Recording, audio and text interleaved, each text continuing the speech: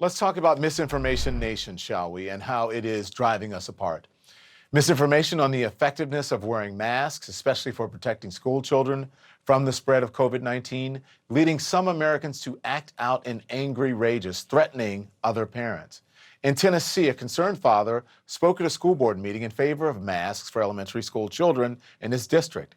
As he left the meeting, he was verbally assaulted and had to be escorted to his car by police.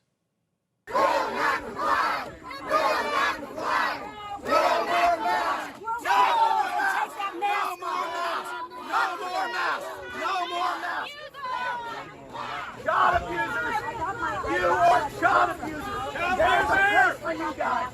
There's a bad place in hell! And everybody's taking notes, buddy! We know who you are! We know who you are! Keep it calm! No more masks! Keep it calm! Keep it calm! No more masks! We're on these guys' side. They're on No, our side. no, they're not. They're not on our side. The police are on our side. The police are on our side. Let's calm down. Yes. Calm down. We know who you are. We We know know who who you are. are. You can leave We know freely, who you are. but we will find you, and we You know will who you never are. be allowed in We know public who you again. are. You will never be allowed. I know You never who you let it be are. allowed in public I know again. who you are. I know who you are. Peace, but we know who you are. You know who you are.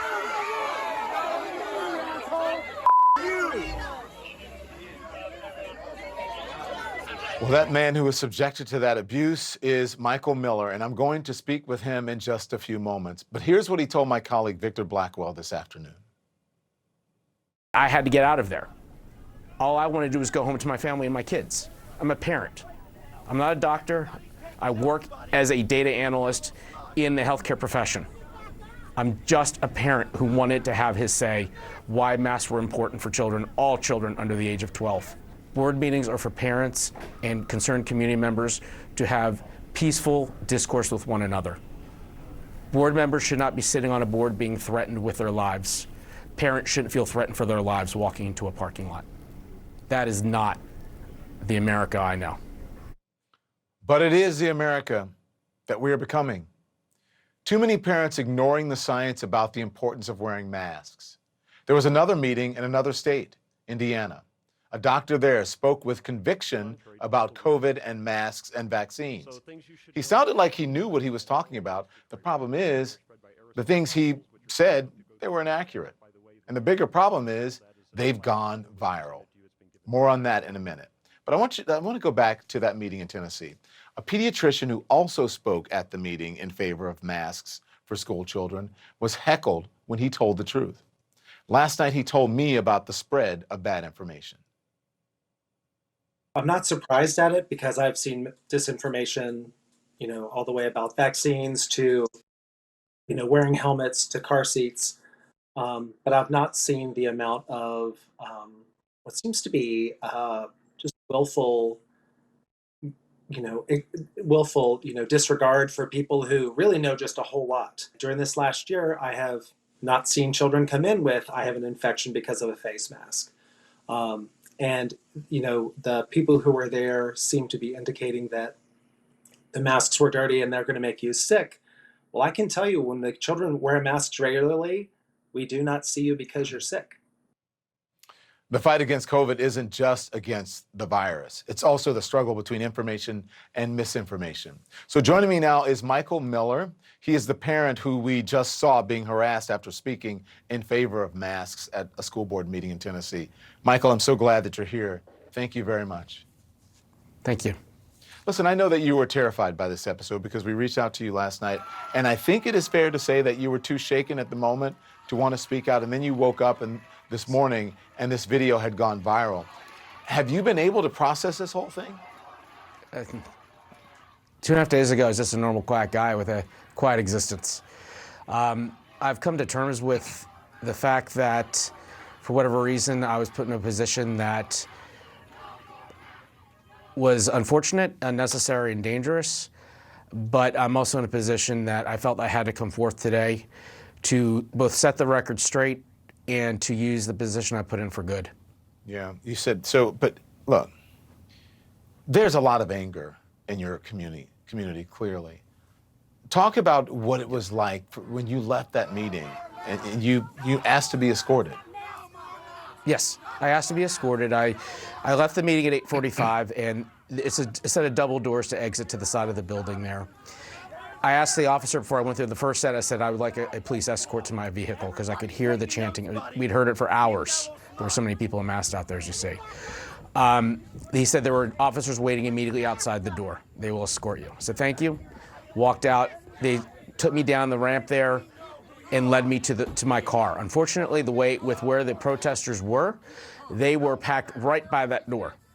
And I truthfully feared for my life. The people were running, the cops were trying to keep people back, and the people running between the cars, heckling me, calling me awful names like a child abuser, and telling me I'm going to hell, and things that you just would never ever say, should never ever say to somebody. And then, of course, the two or three guys who decided that they should go after my window and, threaten my very existence and my family. At that point, all I wanted to do was get out of there. You have to be concerned about your safety and your children's safety, are you not? Absolutely.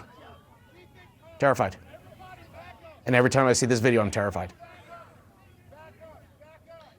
Where does this rage come from?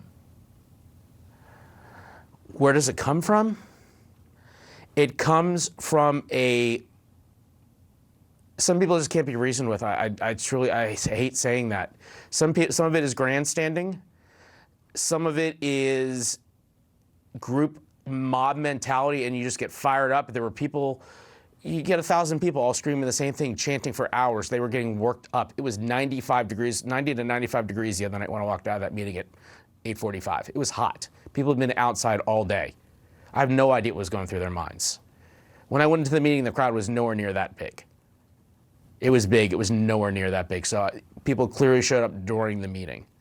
And then the crowd that left halfway through the meeting, in the outburst that was shown earlier, that crowd remained and further impassioned those people.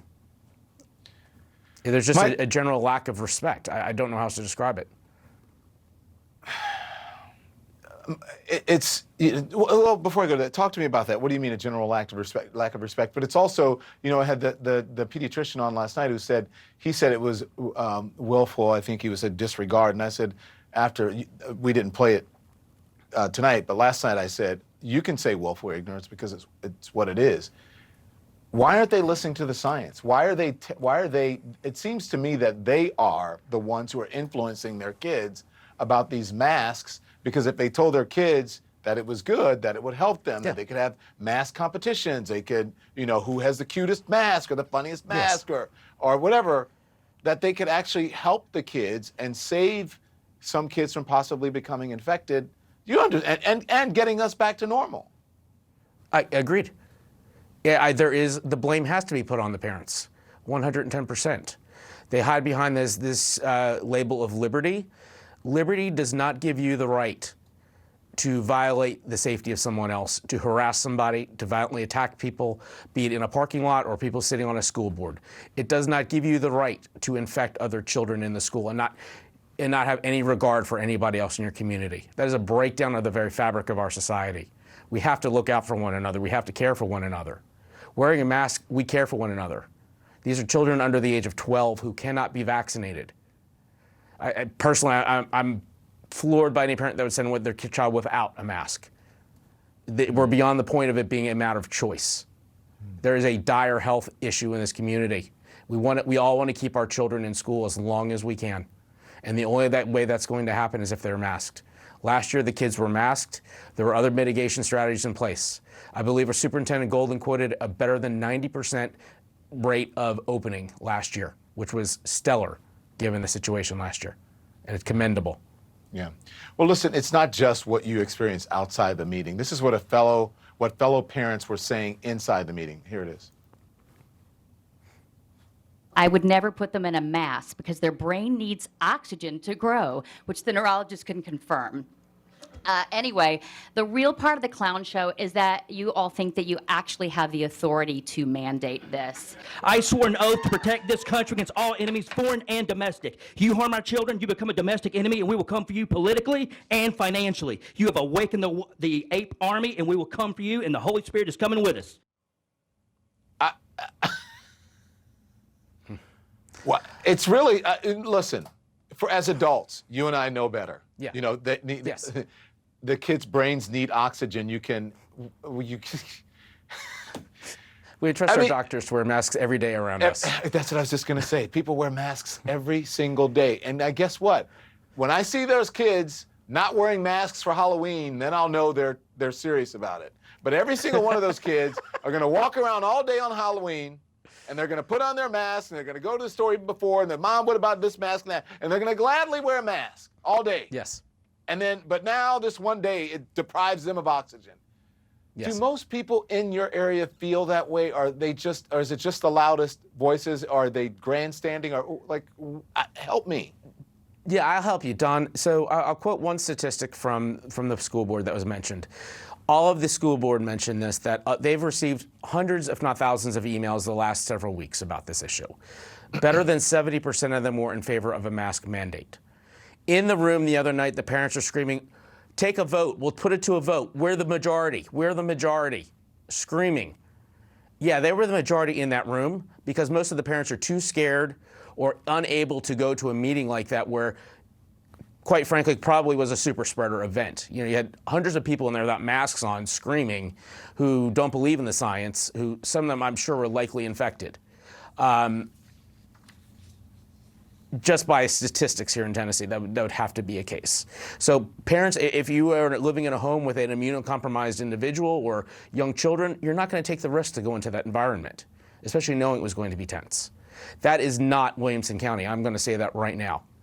That is not. And this is not a political issue. There are people on both sides of the political divide I've heard from today. This is not Republican or Democrat. This is, do you believe in the science or do you not? All of us love our children. There's no question. It's just a matter of what science do you want to believe. And there's really only one truth of science. That's the beautiful thing about science. Michael, you be safe out there, and you and your family. And thank you for appearing. We wish you the best of luck. And we wish you safety and health and good health. Thank you so much. Thank you.